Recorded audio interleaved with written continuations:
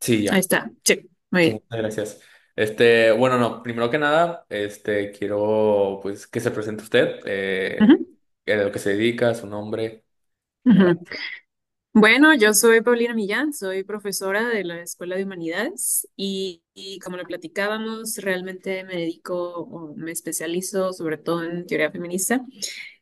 Obviamente no en toda porque es un universo gigante, pero sobre todo trabajo temas de antropología y de estudios culturales, que es un poco sobre las clases que imparto. Y llevo, híjole, pues desde que estaba en prepa empecé a estudiar teoría feminista, entonces échale tú como unos 15 años más o menos que Sí. llevo como aprendiendo, tanto formalmente en la academia como por fuera. Y pues a lo largo de todos estos años también he colaborado en colectivas, en organizaciones, en proyectos, tanto académicos como no necesariamente académicos, pero siempre enfocados en la divulgación de lo que es el feminismo, la teoría, analizar cosas que suceden en el mundo actual, tanto culturalmente como políticamente, etcétera. Entonces, eso es lo que hago generalmente. Sí, le digo que mi clase pues de género lo imparte la doctora Carolina Ríos Cavazos, no sé si tiene el gusto de No me conocer. suena su nombre, no. Sí, no, es una gran maestra, la verdad. Sí nos Ujú, pasa, pues más que nada, no, ella no es como que impartir la materia así de que, ay, además de que tenga 100, o sea, sí quiere que nosotros ujú. conozcamos mucho de, pues lo que es el feminismo y todo el tema relacionado con género, nos manda lecturas, pues que más que Súper. nada, pues habla más a fondo sobre la historia, cómo se generó y cómo ha estado evolucionando a lo largo de los años, pero... Obviamente hay una lectura principal que se llama, no sé si conozca usted el libro, se llama El feminismo en mi vida, que es de Marcela Lagarde. Ah, claro. Ujú, Sí, una de mis preguntas van a ser más o menos de ese texto, de cosas que me gustaría que indagara más a fondo o que no entendí del todo. Pero primero ujú. que nada, quiero preguntarle cómo describe usted la base teórica del feminismo y por qué es necesario saberlo. Híjole, yo creo que te la puedo describir a grandes rasgos, como hay una frase que me gusta mucho de una autora que se llama, una académica que se llama no sé si es de Ana de Miguel o si es de su profesora que se me está yendo su nombre ahorita, pero bueno, el punto es que ellas defienden mucho, por ejemplo, que la teoría feminista es como la teoría de la sospecha.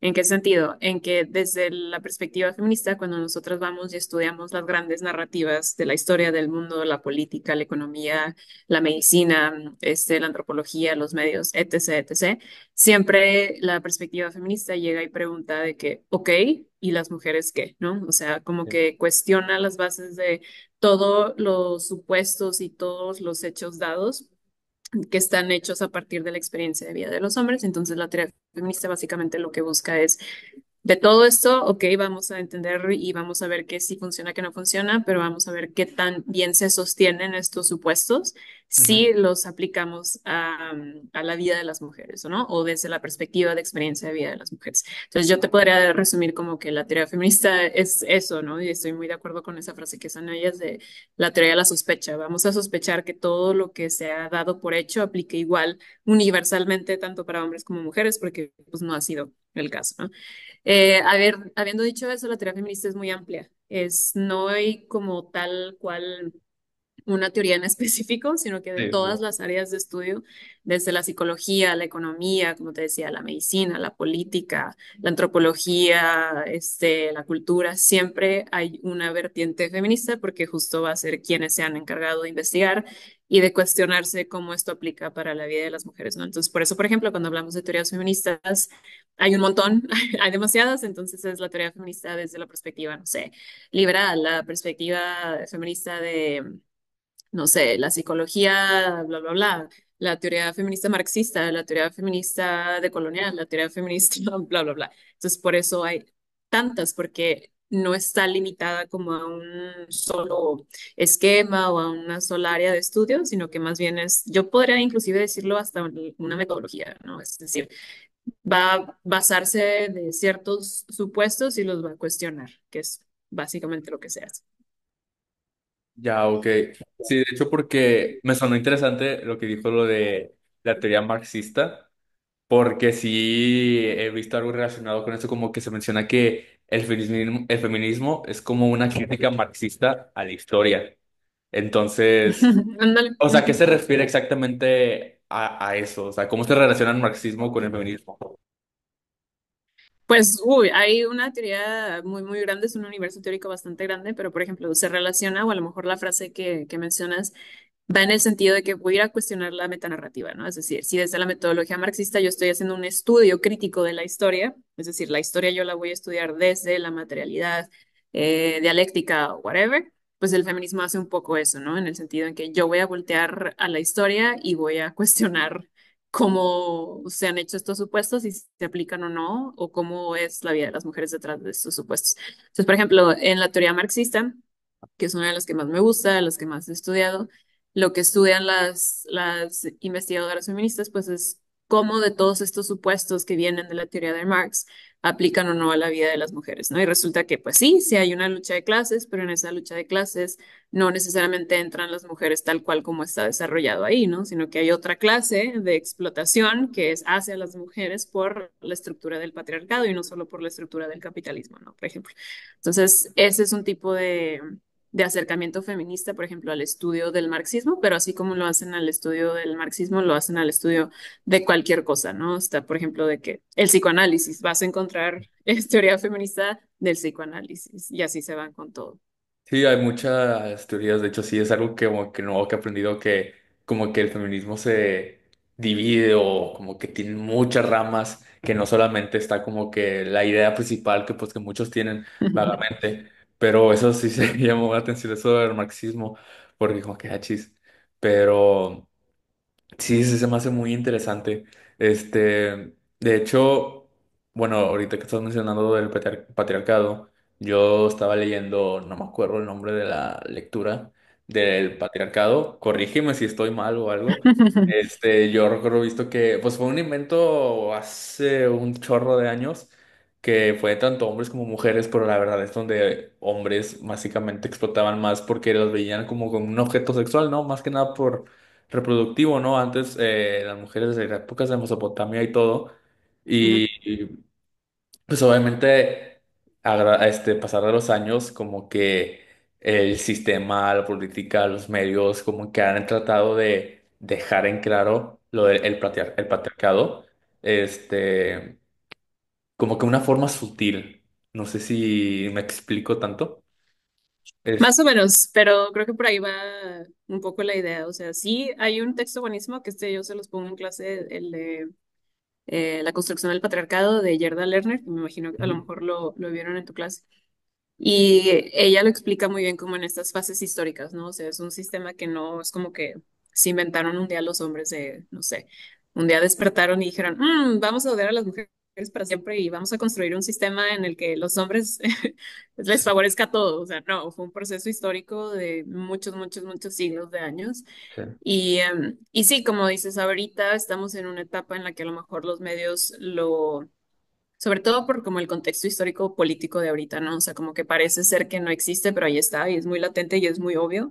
Y a diferencia a lo mejor de hace unos 10 años es cada vez más evidente, ¿no? Que ahí sigue a pesar de los esfuerzos y pues la conciencia que se ha intentado generar sobre este mismo. Pero sí, o sea, no es como una invención que le podemos atribuir únicamente a un grupo, sino que fue un sistema social que se fue gestando durante mucho tiempo, pero obviamente implicó la toma de poder de un grupo sobre el otro, ¿no?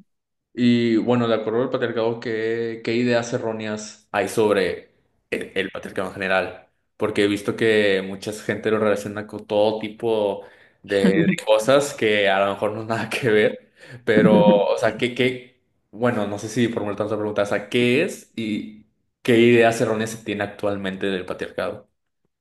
Sí, bueno, mira, el patriarcado siempre me gusta definirlo en clase como es un sistema de organización social, ¿no? Es un sistema de poder, es un sistema que jerarquiza, pero sobre todo que nos organiza con base en el género, que eso es, por eso es tan importante entender como la teoría de género también, de cómo eh, fue un sistema que se fue construyendo a lo largo de los siglos y nos fue, por así decirlo, como dividiendo, organizando con base en las características del género, ¿no? Lo que es femenino, lo que es masculino, lo que es para las mujeres, lo que es para los hombres.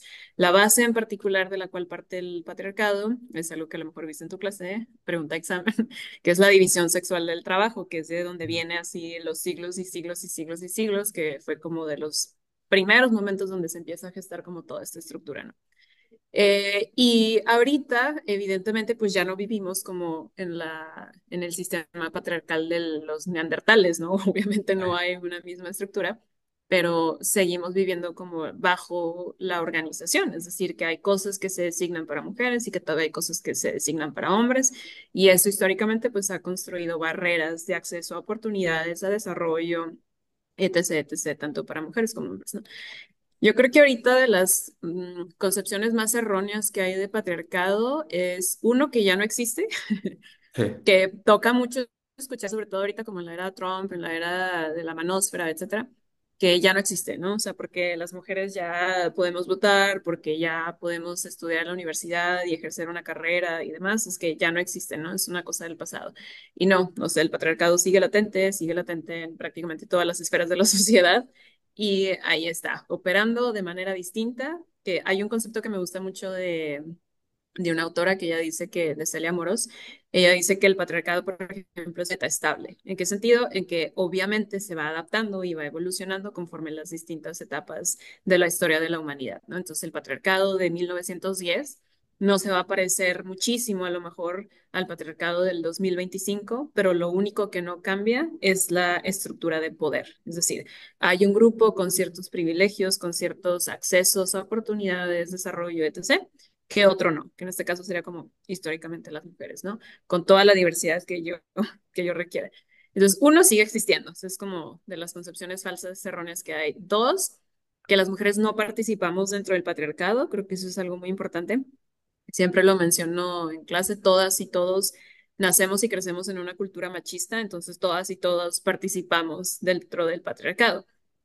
Otra cosa es darnos cuenta y tratar de evitarlo, pero no por ser hombre automáticamente participas y no por ser mujer automáticamente no participas dentro de él, ¿no? Sino que es una estructura que nos engloba a ambos dos y evidentemente hay implicaciones distintas para hombres y mujeres, pero los dos estamos como involucrados en eso, ¿no? ¿Y qué otra cosa será así como de las mentiras actuales que se me puede ocurrir? Mm. Bueno, creo que esas dos son las más importantes, porque ahorita siento que estamos como en un retroceso bastante grande en términos de como avances, posturas, etcétera. Y estas dos son las que yo veo como muy latentes, ¿no? O también es relacionada al patriarcado y no, pero que estamos como en una era post-feminista, de pues ya lo alcanzamos todo, ya no necesitamos al feminismo y regresa como toda esta ola conservadora, ¿no? sí. Entonces sí, creo que esas tres cositas. Sí, porque de hecho, o sea, algo que sí se ha dejado muy en claro es que sí, o sea, hoy en día las mujeres pueden hacer muchas más cosas que en años anteriores no han podido Ujú, hacer, pero no significa que, como usted menciona, que ya por eso ya lo lograron todo. O sea, sí es una lucha que continúa y todavía falta mucho. Y yo siento que también está relacionado que a lo mejor el patriarcado ahorita actualmente lo hacen mucho más sutil. O sea, no siento que lo hacen tan notorio como años o siglos anteriores. Y yo digo que mucho de esto se contribuye a, pues, a lo de las redes sociales, cómo los gobiernos manejan o por ejemplo, con el ejemplo de Donald Trump, que pues ahorita está haciendo muchos cambios y muchos, pues sí, que menciona cosas que sí parece que estamos retrocediendo todo lo que han avanzado. Entonces ujú. yo siento que sí contribuye mucho que ahorita lo están haciendo mucho más sutil, en el sentido de que no sea tan expuesto, pero que sí está, o sea, que está, pero como que no lo queremos ver. Fíjate que muy curiosamente te diría que yo creo que era sutil hace unos 30 años y hace unos, a partir de que como del 2000, yo creo que pandemia y pospandemia se fue haciendo mucho más explícito. Entonces, por Sí, ejemplo, ahorita como mencionando, con todo lo de Trump, con Elon Musk y de nuevo, ¿no? Regreso como que toda esta onda de la manósfera.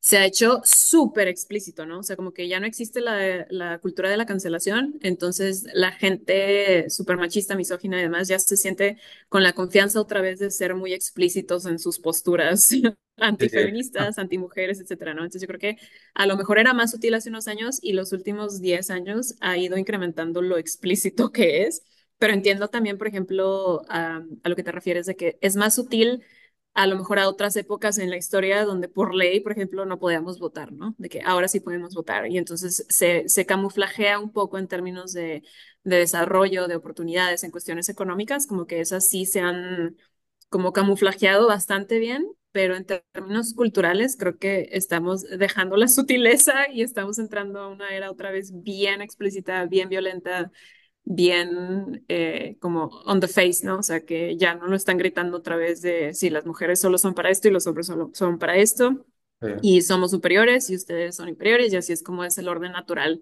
de las cosas, ¿no? Entonces, por un lado, sí es más sutil a comparación de otras épocas, pero por otro lado, creo que en lo discursivo y en lo estético es más explícito a otros años.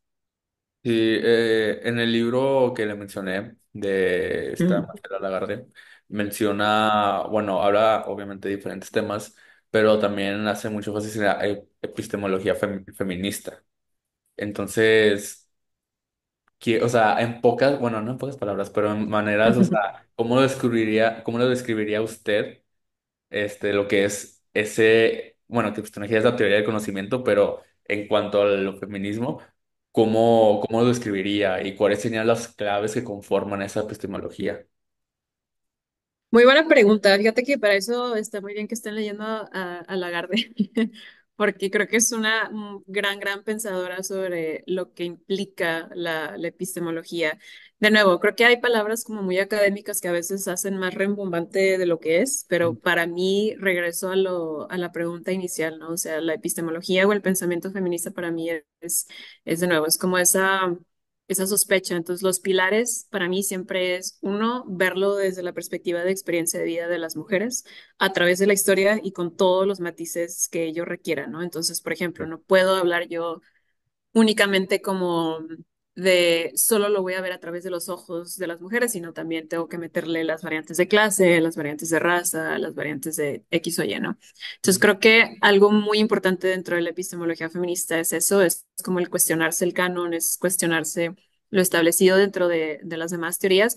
No significa que deseches las otras teorías, porque eso también es muy importante, es como que de todo esto voy a sacar esto, pero voy a complementar con esto otro y lo que no nos sirva o lo que esté caduco lo desechamos, ¿no? No es tampoco decir como la epistemología feminista tira a la basura todo lo ya establecido, no, o sea, partimos de lo que hay para cuestionar y para como recalcarlo, cómo ha sido desde la perspectiva de vida de las mujeres, y yo creo que eso es lo más importante, es el pilar más importante desde mi opinión, ¿no? Es cuestionar eso y aplicarlo desde la perspectiva de vida de las mujeres a lo largo de la historia, quedarnos con lo que funciona, deshacernos con lo que no funciona, y también algo muy importante que creo que es algo que nunca se le reconoce a la teoría o a la epistemología feminista, es que es muy vanguardista, o sea, siempre van un paso adelante, no solo en cuestionar, sino también en proponer y decir, por ejemplo, no sé, del capitalismo esto no funciona, proponemos esto,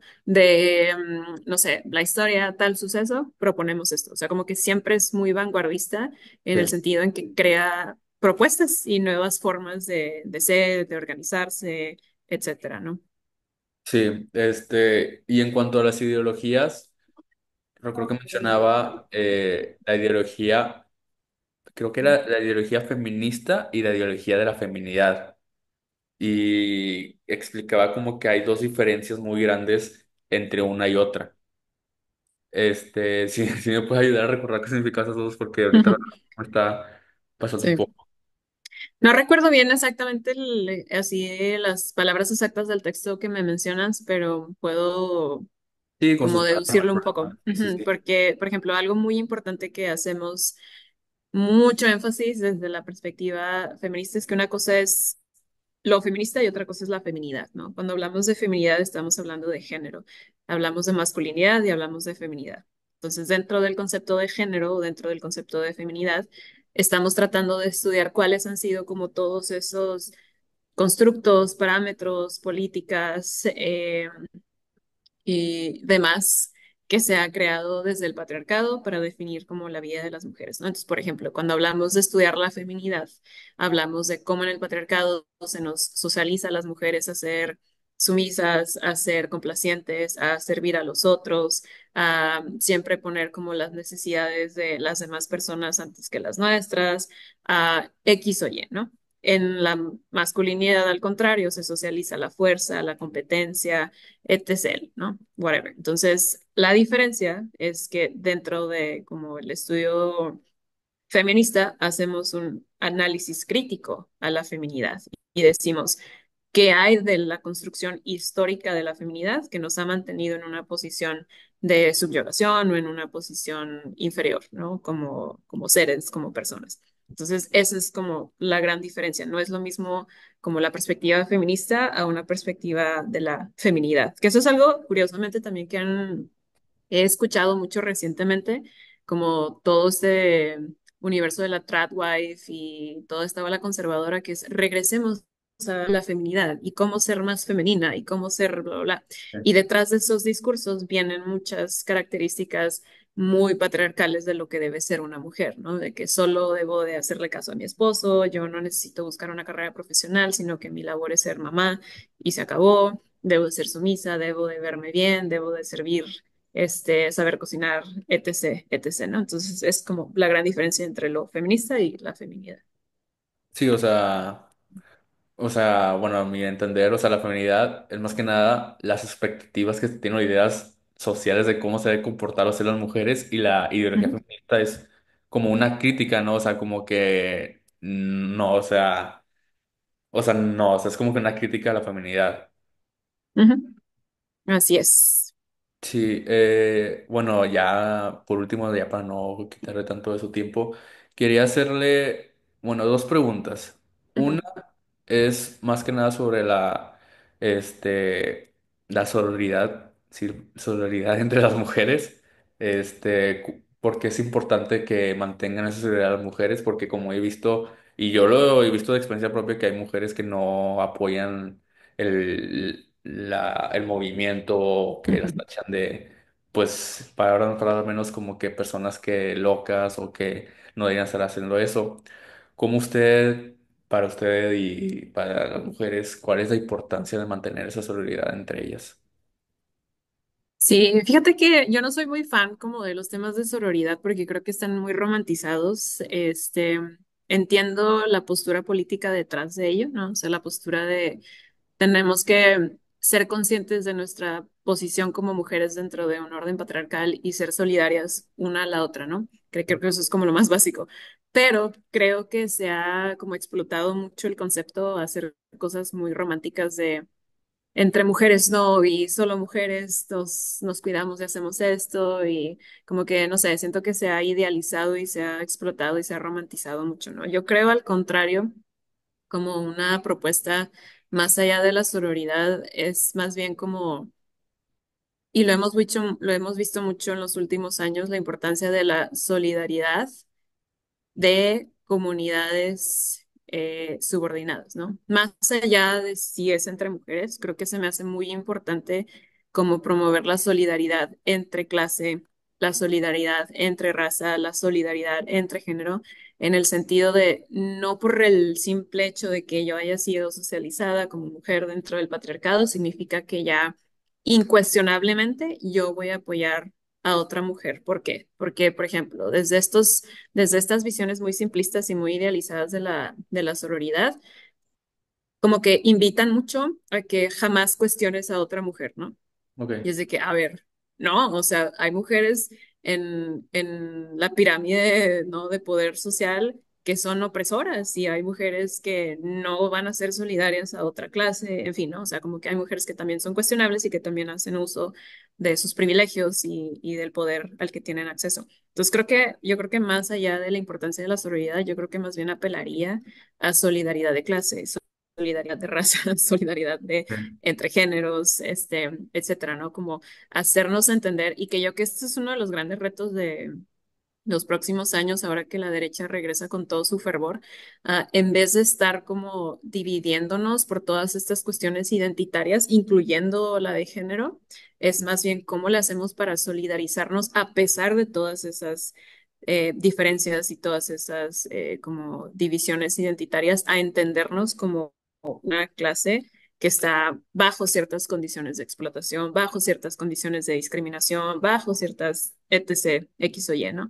Entonces yo creo que sí, soy un poco muy hater del concepto, no hater, pero sí Sí. cuestiono mucho como la moda y la explotación del concepto de sororidad. Entiendo muy bien de dónde viene y me parece fantástico, claro, sí, como esta postura de apoyo, eh, una postura política de apoyo entre mujeres, pero creo que es muy limitante. O sea, creo que estamos ya desfasados de esa época en la que solo por ser mujer apoyo. No, o sea, hay que cuestionar también a las mujeres que están en una situación de poder, hay que cuestionar a las mujeres que también hacen ejercicio precisamente de las estructuras patriarcales para oprimir a otros y a otras, etcétera, ¿no? Entonces yo creo que más bien, de nuevo, más que sororidad, yo apelo más como solidaridad en general. Dice que sí me llamó la atención eso porque es la primera vez que escucho como que no, o sea, bueno, no estar en contra, pero como que no apela tanto a eso, sino que buscar más la solidaridad entre todos. Entonces sí me interesó ese punto de vista porque la verdad se me hace muy cierto y tiene todo el sentido. Entonces, o sea... Pues sí, es que con muchos, o sea, como que queremos enfocarnos en uno solo, pero pues es todo un entorno al final de cuentas. Entonces sí hay Ujú, que ver como que todos los tipos de perspectivas y entornos que se maneja.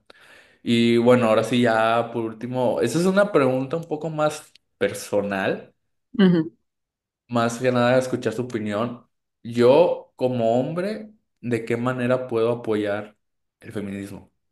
ujú. Uy, esta pregunta me la han hecho desde que tengo como 20 años de edad, entonces ya me lo sé muchas veces. Y fíjate que se ha cambiado, creo que a lo largo de los años, pero algo muy importante que hay que entender como de la participación de los hombres en el feminismo es más bien como reflexiva hacia su propio grupo, ¿no? Es decir, yo me entiendo como hombre en una estructura patriarcal en la que los hombres estamos situados de tal o cual manera, ¿no? Y creo que más bien el ejercicio más interesante que pueden hacer los hombres dentro del esquema del feminismo es cuestionar su propio grupo y decir, ok, de toda esta historia de vida que yo tengo, de todos los espacios en los que yo me desarrollo, en cuáles hay, ¿no? Ejercicios de poder, en cuáles hay dinámicas patriarcales en las que yo puedo intervenir, ¿no? A mí, por ejemplo, hace muchísimos años, como hace unos, no sé, 10 años, estaba muy de moda el debate de el hombre se puede decir feminista o no se puede decir feminista. Y lo que siempre contestábamos a esa pregunta es, ¿a quién le importa? O sea, esa pregunta y ese debate de que no nos lleva a nada. Lo que hay que enfocarnos es en la propuesta, en la acción, en cómo desarticulamos las opresiones, etcétera, ¿no? En cómo nos vamos a nombrar, eso es lo de menos, ¿no? Entonces yo creo que lo mismo pasa ahora con este tipo de dudas que son muy genuinas y que la verdad aprecio mucho que siempre las sigan haciendo, porque viene de un lugar muy genuino, de, bueno, ¿en dónde estoy situado yo y qué puedo hacer al respecto con este tema en particular, ¿no? Entonces la respuesta que siempre hemos dado es muy directa en ese sentido, es, creo que hay un trabajo muy duro que van a tener que hacer los hombres como colectivo, de cuestionar, por ejemplo, ahorita el incremento o la alza de como la manosfera y otra vez como todos estos valores detrás de la masculinidad hegemónica, ¿no? Creo que hay una época muy interesante donde los hombres van a tener mucho campo de trabajo en los próximos años de cómo desmantelar de nuevo todas esas como símbolos y prácticas y expectativas y estereotipos dentro de la misma masculinidad, ¿no? Creo que hace falta, y que eso es parte de lo que mencionaba hace rato de el feminismo siempre va a la vanguardia, que nosotras hemos hecho mucho trabajo desde hace décadas de cuestionar los límites de lo que podemos hacer como mujeres, pero creo que los hombres van muy atrás en eso, ¿no? Entonces yo creo que algo que es muy interesante y que se puede hacer desde su posición como hombres es seguir cuestionando su posición dentro del sistema, ¿no? Cómo operan, cómo está estructurado, qué pueden hacer, qué no pueden hacer, qué sí se puede, qué está dentro de nuestras posibilidades, qué queda por fuera dentro de nuestras posibilidades, en qué sí podemos unirnos, ¿no? Que es lo que mencionaba un poquito con lo de sororidad, por ejemplo, ¿no? Yo creo que sí es muy fácil tener proyectos comunes en cuestiones de clase, en cuestiones de raza, etcétera, ¿no? Entonces, como tender puentes, saber muy bien qué se hace desde un ámbito, qué se hace desde el otro, pero siempre enfocándose más que nada en su posición, en su colectivo, en su situación como hombres dentro del patriarcado. No, pues muchas gracias de verdad por estas palabras. Bueno, en general, agradecerle a usted por la chance que me dio de su tiempo para tener esta pequeña plática. Ya no le quito más de su tiempo. La verdad, un gran gusto poder conocerla y en lo que se dedica y en todo demás. Y de nuevo, muchas gracias. No, hombre, de nada. Ya tienes ahí mi correo para cualquier cosa, Eduardo. Sí, sí, muchas Mucha gracias, suerte en tu Marina. clase. Gracias, igual a usted ya en su mundo, en su vida. Bueno, Hasta nos luego, muchas vemos. gracias.